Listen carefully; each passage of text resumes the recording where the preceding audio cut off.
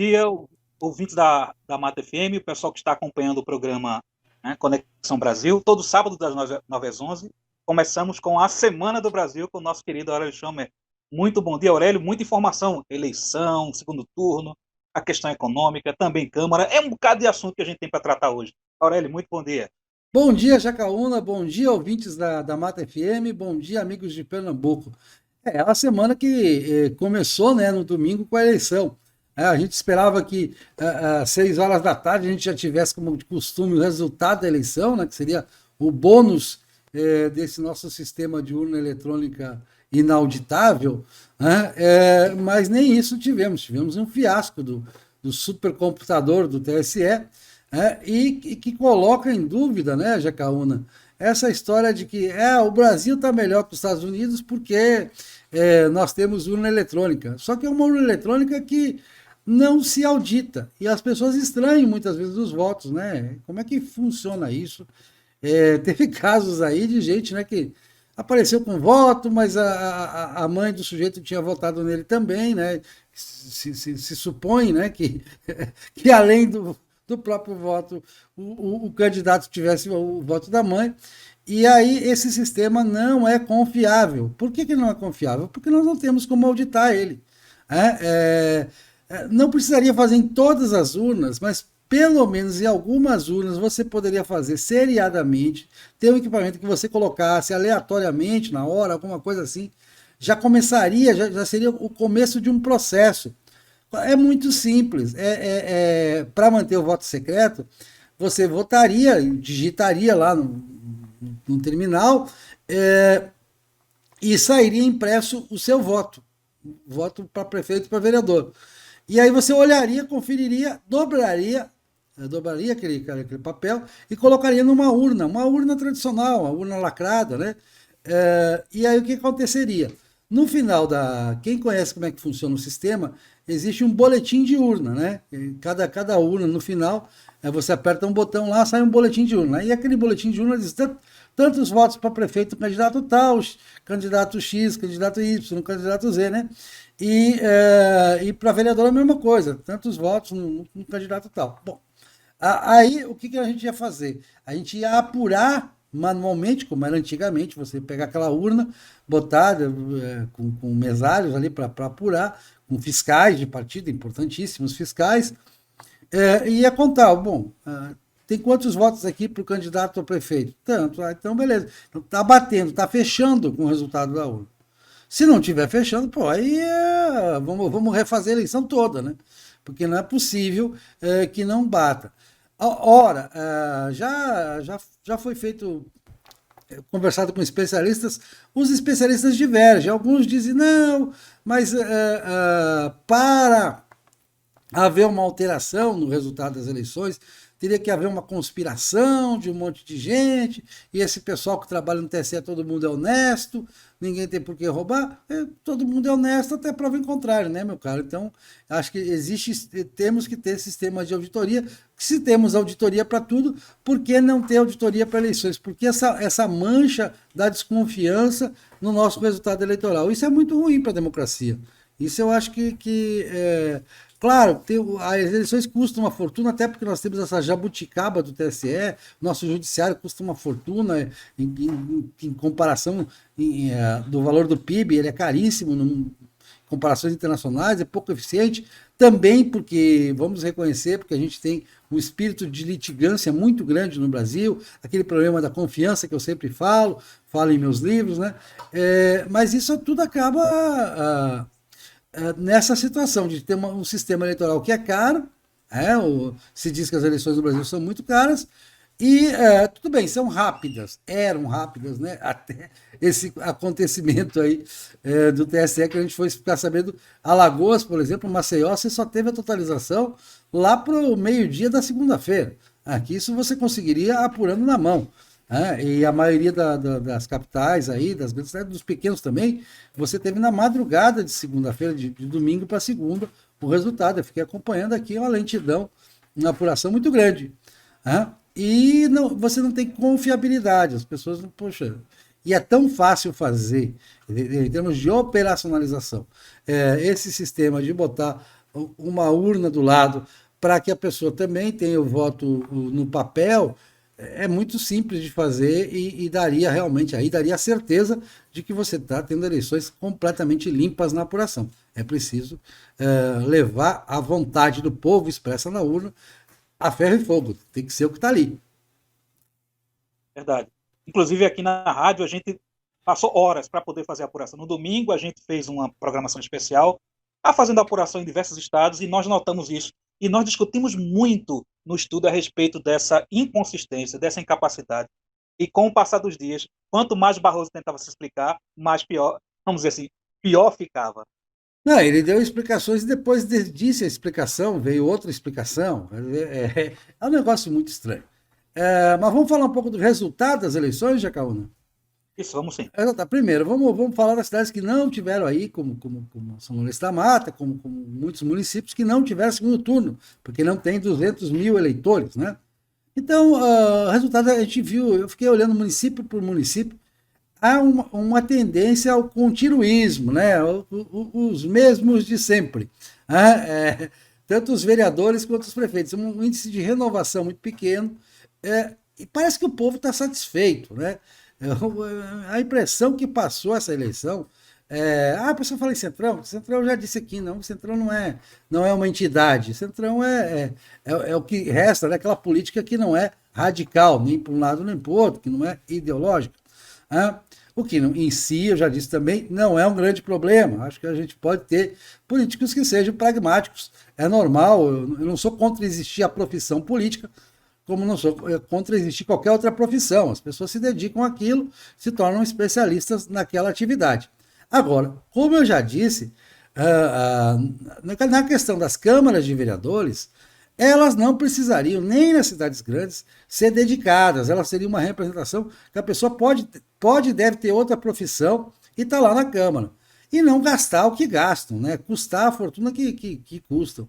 Você tem vários municípios aí, pequenos, no Nordeste, principalmente aqui no Nordeste, em que o maior salário que a pessoa pode ter na cidade é o de vereador. Ninguém na iniciativa privada, nem um gerente de loja, uma pessoa, um diretor de uma empresa, tem o salário que o vereador tem. E para quê? Seria para fiscalizar as contas da prefeitura. Mas eles não fazem isso, pelo contrário. Os vereadores eles se deixam cooptar pelos prefeitos e fazem, às vezes até derrubam o parecer do Tribunal de Contas rejeitando as contas da prefeitura, os vereadores vão lá e derrubam. Então, ele não existe para fiscalizar. Para fazer lei, só se é aquela lei abundante ou absurda, né? Aquela tipo assim, vamos dar nome de rua, ou então vamos inventar uma lei que não vai pegar, que fica só aquele negócio de mais uma lei, tem excesso de leis nos nossos municípios, né? E muito pouco ordenamento. Eu fico pensando, tem cidades que eu conheço, do interior de Alagoas mesmo, que, tem 4 ruas. Que lei que ele vai fazer para ordenar aquelas 4 ruas? E aí você pega o salário dos vereadores, dá para pagar 4, 5 médicos. Eu acho que a cidade precisa de mais médicos e menos vereadores, né? Ou pelo menos vereadores que não custem tanto. Então, não sou contra a representação.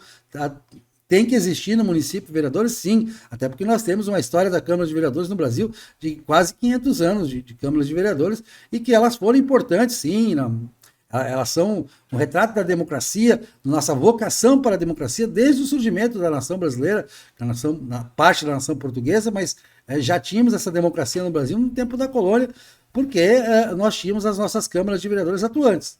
Eu não sou contra elas, eu sou contra o custo exagerado das nossas câmaras de vereadores, isso teria que mudar. Mas parece que o povo não quis votar nessas pessoas que estão se propondo a mudar isso, e eu lamento isso. Então, o povo está satisfeito, isso é bom? Por um lado é bom, eu acho que é melhor um povo que dê valor ao que tem, do que um povo que seja idealista, que procure, tá tudo errado, vamos fazer tudo diferente. E já vamos falar da eleição de São Paulo para falar um pouco disso. Vamos jogar tudo pro alto e desfazer. Isso é revolucionário, e revolução só leva à miséria, só leva à opressão. Então, é muito bom que o povo esteja meio que satisfeito com a política como ela está. Agora, A acomodação demais também não é bom, né? É aquele negócio do meio termo, né, Jacaúna? Então a gente não tem que ser revolucionário, a gente tem que entender que as coisas são como são, porque chegamos aqui, porque é a nossa cultura, porque é o nosso jeito de ser, mas nós também temos que olhar em volta e descobrir que nós não somos o melhor exemplo de organização social política no mundo, tanto em termos de desigualdade, como em termos de eficiência, de produtividade. Então nós não somos tão prósperos e que a gente poderia ser mais próspero, né? Até pelo países que têm a mesma cultura com a nossa, como Portugal, conseguiram, depois de muito tempo, depois de séculos andando no mesmo passo do Brasil, conseguiram mudar certas coisinhas, e não foi muito não foi grandes mudanças não, são pequenas mudanças que fazem toda a diferença. Por falar em pequenas mudanças, antes de a gente entrar no segundo turno, né, das eleições municipais, nós estamos esperando as reformas, né? As reformas na Câmara e no Senado. Eu disse aqui que ia ficar para depois da eleição. Estamos falando, estão discutindo tal coisa. A perda de tempo, vai ficar para depois da eleição. E pelo jeito vai ficar para depois do segundo turno, não é depois da eleição municipal, que só sobraram, parece que 4 candidatos, não, um pouco mais. 4 foram eleitos, né? Mas sobraram poucos deputados lá, disputando o segundo turno, né, nas eleições municipais. Então não teria muito sentido, poderiam voltar. Mas aí tem o tal do bloqueio da Comissão Mista de Orçamento. Eu não vou tentar nem explicar muito para o ouvinte o que é isso, mas é briga interna, é aquela briguinha, né, que tem por poder ali, que é uma coisa boba, besta, mas é tipo assim, vamos medir forças já pensando na eleição para a presidência da Câmara dos Deputados, que vai ser lá em fevereiro. Né? Mas a briga tá já solta, já tem os seus candidatos, tem de um lado o Rodrigo Maia, de outro lado o Arthur Lira.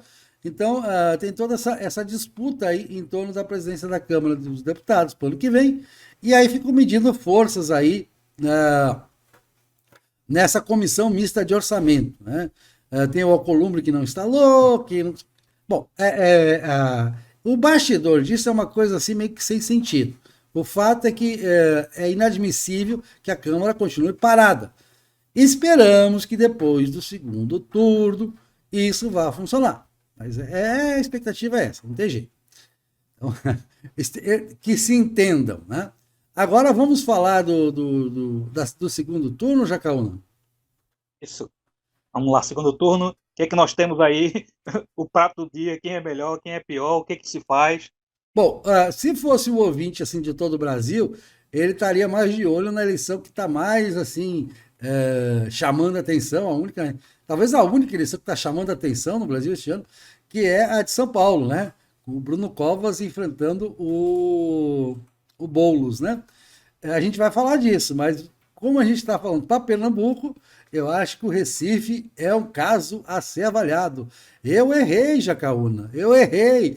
Eu não fui. Minha bola de cristal, eu sempre digo que a minha bola de cristal é quebrada. Minha bola de cristal quebrou faz tempo, mas ela não precisava ter quebrado tanto, porque eu achei que Marília Reis não tinha campo para crescer, para chegar onde chegou. E chegou bem no segundo turno. E agora as primeiras pesquisas mostram que ela está à frente de João Campos. Isso é sui generis, né? Por quê?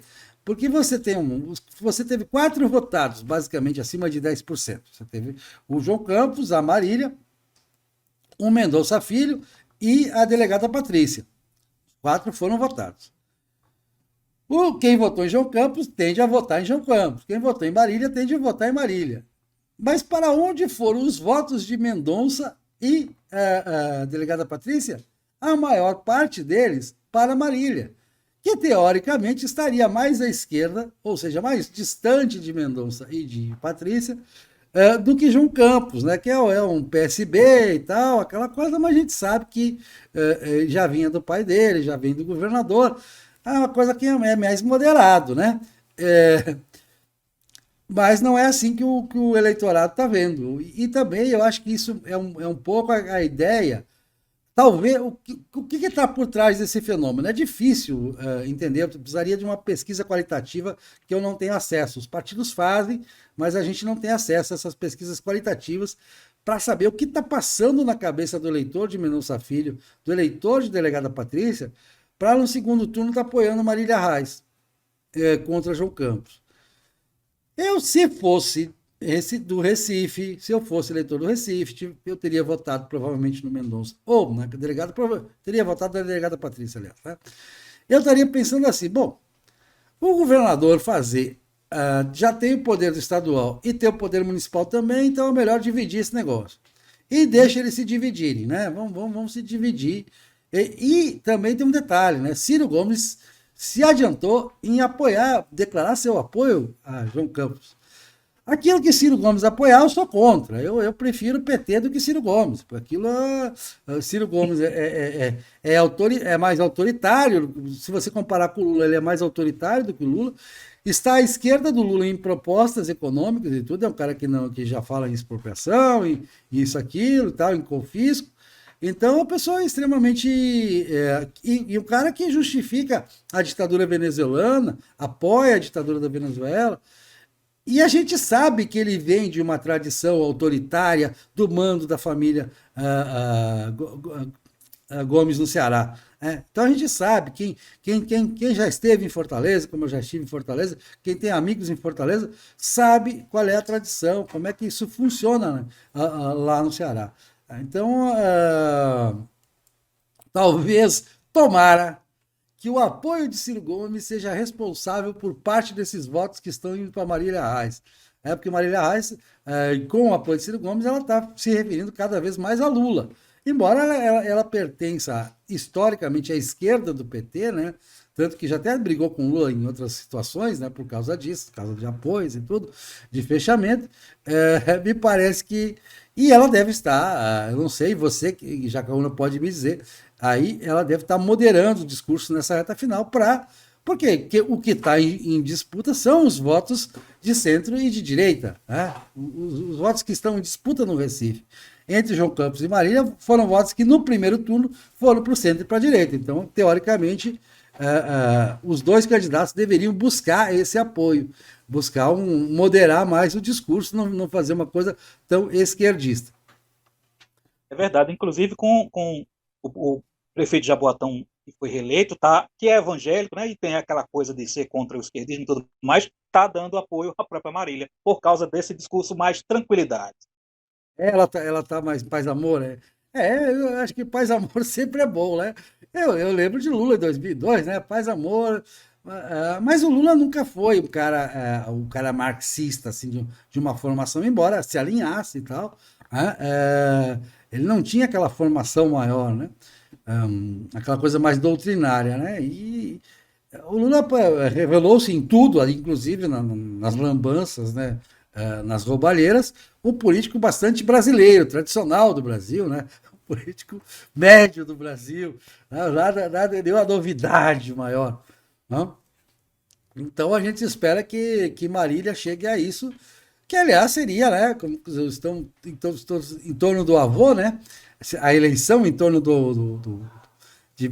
os herdeiros de Miguel Arraes, né? Miguel Arraes era, sim, claro, em 1964 teve aquele apoio ao Francisco Julião, às ligas camponesas e tal, né? Ele teve umas posições mais radicais. Mas, tirando isso, né, não era aquela coisa que fugisse muito à figura do coronel, à figura, né, do líder político local, né? E me parece que alguém como Ciro Gomes estaria à esquerda hoje de Miguel Arraes, fazendo uma comparação anacrônica, né, com o perdão do anacronismo, Ciro Gomes, a meu ver, estaria à esquerda de Miguel Arraes e estaria também mais autoritário, mais mandonismo.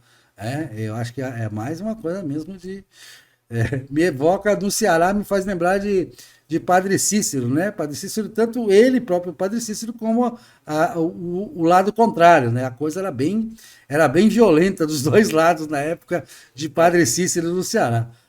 O Brasil era um país democrático, mas o Ceará não era muito. A coisa funcionava, né, na intimidação, né? Porque às vezes você pode ter democracia no país, isso acontece nos Estados Unidos também. O país é democrático, mas no nível local, no nível regional, as forças disputam com intimidação. Já vi isso muito no município do interior da Bahia, eu creio que até em Pernambuco tem no sertão tem aquelas disputas entre famílias, né? Que dava aquelas mortes e tal, aquela coisa. Então, o ambiente sempre, nas eleições municipais, porque as famílias aproveitavam para disputar o poder nas eleições municipais, para quem pegava a prefeitura, também envolvia intimidação. Eu já morei no interior, já participei de disputa eleitoral, não como candidato, mas como coordenador de campanha, em cidade pequena aqui no interior da Bahia, e sabia que o negócio você tinha que dormir com a arma embaixo do travesseiro mesmo, né? Porque era aquela, não chegou a ter morte no caso, mas era aquela coisa, você sempre tinha aquele clima, né, de que vou te pegar e tal, né? Aquela coisa era bem violenta. Então existe essa intimidação. Aqui no caso do Ceará teve até o trator, aquele que passou por cima dos grevistas lá, né? Cid Gomes. Foi aquele episódio lamentável da história brasileira, né? Bem, então, sobre o Boulos, vamos falar sobre o Boulos, quem é o Boulos, né? O Boulos está tentando moderar, mas não dá, gente. O Boulos é a extrema esquerda da extrema esquerda. Vamos explicar para o ouvinte. Porque existe uma coisa chamada marxismo, né? Que vem do Karl Marx, né? O chamado comunista. Que, na verdade, o Roberto da Mata, tem uma expressão fantástica, o antropólogo Roberto da Mata, que é uma revolta da aristocracia. A aristocracia não gostou da burguesia, tanto é que o Marx sempre fala mal da burguesia, né? E quer tomar o poder de volta. Né? Quer tomar, então, e a nova aristocracia é a nomenclatura, como se falava na União Soviética, né? As pessoas que realmente tomam o poder. Né? O marxismo, na prática, acabou se revelando isso. Mas era feito por pessoas geralmente, claro, teve um Stalin, teve aquela coisa, mas no Ocidente ele acabou sendo eram regimes altamente ditatoriais, eram regimes com alto grau de censura, tanto que teve que fazer o Muro de Berlim para evitar que as pessoas fugissem, né, do regime, mas que conseguiam um certo ar de normalidade, de vida normal. Você tinha uma vida normal em determinado momento na Polônia, na Hungria, na Alemanha Oriental, até na União Soviética, depois do Stalin, né, depois que assumiu o Khrushchev, era uma coisa até bem burocrática, meio acomodada, e com alguns ganhos também na área científica. A antiga União Soviética conseguiu, né? Alguns feitos, alguns prêmios Nobel em ciência, conseguiu a corrida espacial, né? Foram os primeiros a lançar um satélite artificial, enfim, era um sistema não de todo maluco, não de todo terra arrasada.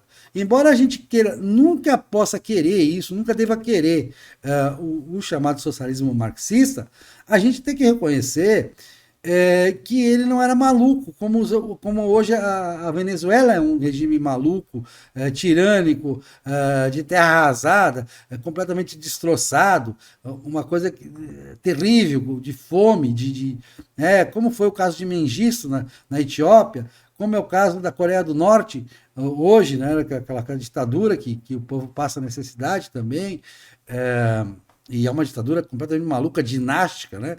A sucessão dinástica, como se fossem reis, uma coisa feia.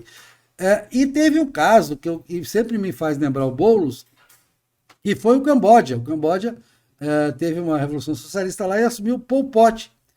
Pol Pot era o líder lá do Camboja, e ele matou todo mundo que usasse óculos, porque ele não queria nem que ninguém que soubesse ler. Não ficou um médico dentro do país.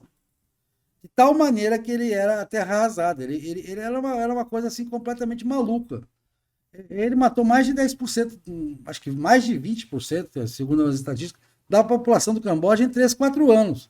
A coisa foi tão violenta que o regime ao lado, que era do Vietnã, que era do Ho Chi Minh, que era marxista mesmo, hoje o Vietnã, que continua formalmente marxista, continua oficialmente sob o comando do Partido Comunista do Vietnã, é altamente capitalista, altamente liberal, mantém aquela fachada, eles copiaram isso da China, né? Mantém aquela fachada de que nós somos comunistas, somos marxistas, mas o próprio Marx dizia que tinha que desenvolver o capitalismo e tal. O Xi Jinping disse isso no último congresso do Partido Comunista Chinês, o Xi Jinping disse: Não, a China está seguindo a receita de Marx.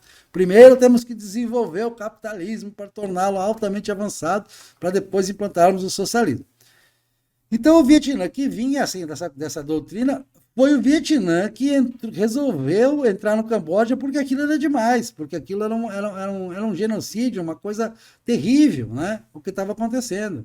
Os Estados Unidos tinham vindo do atoleiro do próprio Vietnã e não quiseram intervir no Camboja por isso, né?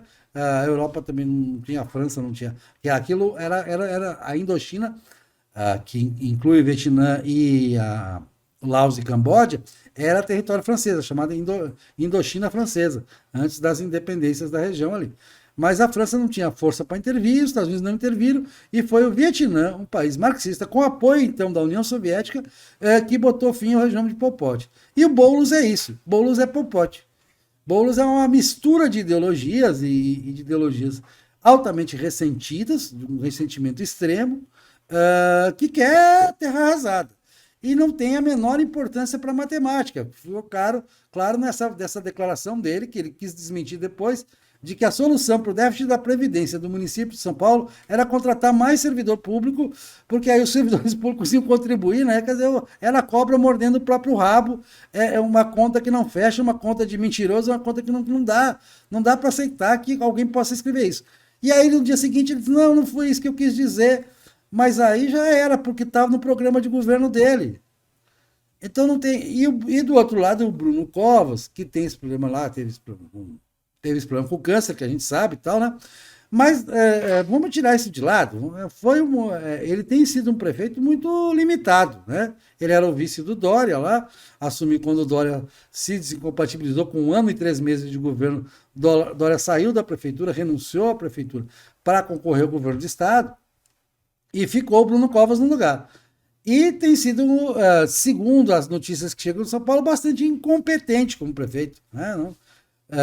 E tem o desgaste de 30 anos de tucanato.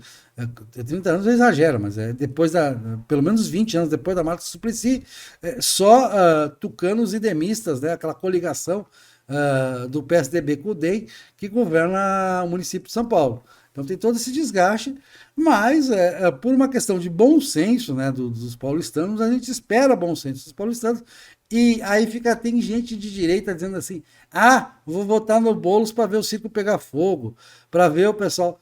Rapaz, não tem essa ilusão. O PSOL é uma coisa muito mais radical do que o PT, é uma coisa muito mais irracional e ilógica do que o PT.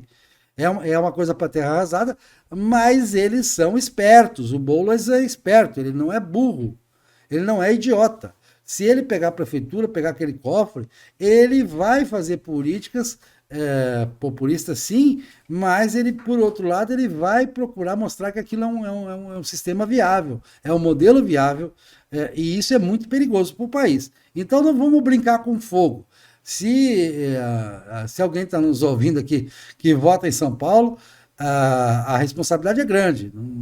A política não é para eleger o melhor, eu sempre digo, a política não é para eleger o melhor, é para eleger o menos pior. E nesse caso, o Bruno Covas, por larga margem, larga distância, é o menos pior.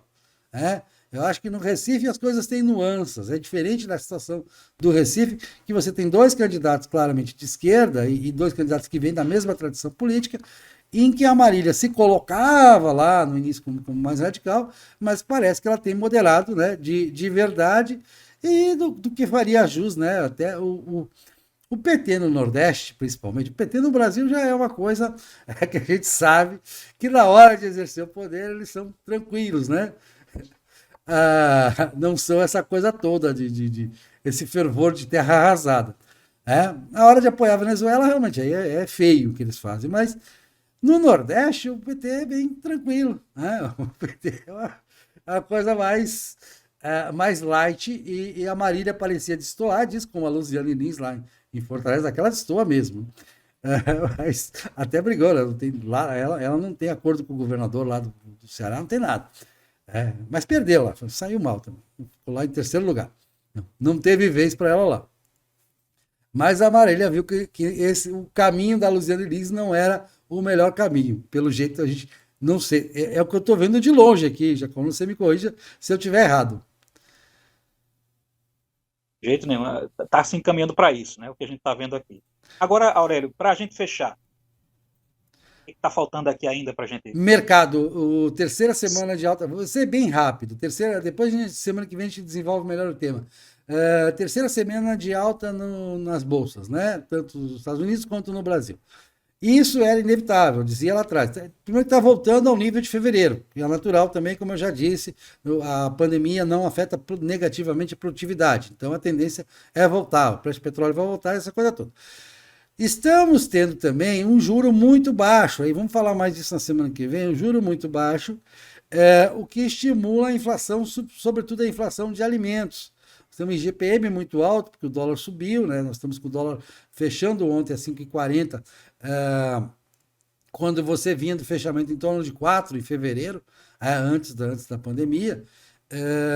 Isso faz diferença no IGPM, que é o Índice Geral de Preço do Mercado, que é o índice de atacado, que vai cedo ou tarde refletir. Ele não reflete no primeiro momento naquela inflação que a pessoa sente no bolso, mas que já está sentindo na questão da inflação dos alimentos, porque também teve uma subida das commodities agrícolas, e aí, combinado com a subida do dólar e combinado com esse juro baixo, vai dar tanto essa consequência de um pouco de inflação, a inflação geral está 3%, mas a inflação de alimentos está bem mal que isso, quanto num fenômeno que a gente vai falar semana que vem, que é a fuga para os ativos reais, né? Quer dizer, se você não está tendo uma remuneração com juros, o que é muito bom, gente, pelo amor de Deus, né? No Brasil, quantos anos e décadas se viveu na chamada ciranda financeira? Você simplesmente não investia, botava o dinheiro no banco, comprando título público e ficava lá gozando a vida com aqueles juros, né, exorbitantes. Então, como não existe mais essa alternativa, então as pessoas estão indo mais para a compra de ativos reais, mas nem sempre são tão reais assim. Semana que vem a gente pode falar disso, Jacão. Tudo bem. Seus contatos para não faltar. Sim, sempre em redes sociais. Eu peço especial atenção, claro, tem nos outros é só procurar pelo nome, sempre acha em todas as redes sociais. Aurélio Schomen, Aurelio Schomm, dois M's de Maria, ER. Sempre chama atenção para o YouTube. A gente tem uns bons debates sobre filosofia ultimamente. E tem o meu livro, o Romance Completo, já está no ar. Entrou essa semana no ar, viu? Um romance completo. Quem quiser ouvir um romance, Os Ricos, os Poderosos e os Esquisitos. Passa numa pequena cidade do interior da Bahia. Mais ou menos, um pouquinho menor do que São Lourenço da Mata aí. Mas é muito interessante o romance. Eu recomendo, quem quiser ouvir o romance está lá. Tá na minha narração, a minha voz tá. Eu caprichei mais lá, viu? A minha dicção fiz o possível. Maravilha, Jacão. Então, Aurélio, muito obrigado. E sábado que vem, mais a Semana do Brasil. Obrigado a você, obrigado aos ouvintes aí. Grande abraço.